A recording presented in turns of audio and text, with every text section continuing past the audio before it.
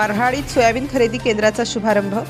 कुठलाही व्यापार करत असताना व्यापाऱ्यांनी आपण कुवतीनुसारच व्यापार करावा, अन्यथा त्याचा वाईट परिणाम आपल्या व्यापारावर होऊ शकतो, असे प्रतिपादन मुखेड कृषी उत्पन्न बाजार समितीचे सभापती खुशालराव पाटील उमरदरीकर यांनी बारहाडी येथील सोयाबीन हमीभाव खरेदी केंद्र शुभारंभ प्रसंगी केले।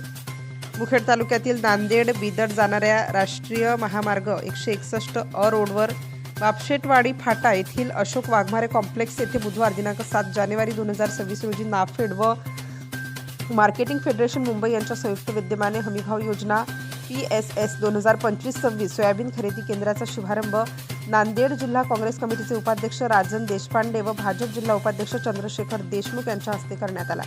कार्यक्रमाचे अध्यक्ष मुखेड कृषी उत्पन्न बाजार समितीचे सभापती खुशालराव पाटील उमरदरीकर हे होते, तर प्रमुख पाहुणे म्हणून चंद्रशेखर देशमुख, दिनेश आवडके, बालाजी पाटील, सकनूर, व्यंकटराव जाधव, वसूर आदी मान्यवर मंचावर उपस्थित होते। यावेळी अध्यक्षपदावरून बोलताना खुशालराव पाटील उमरदरीकर म्हणाले की शेतकऱ्यांची फसवणूक होऊ नये व हमीभाव मिळावा म्हणून तालुक्यात नाफेड व मार्केटिंग फेडरेशन मुंबई यांच्या संयुक्त विद्यमाने आजपर्यंत 12 खरेदी केंद्र सुरू करण्यात आले असून आणखी 12 प्रस्ताव प्रलंबित असल्याचे सांगितले।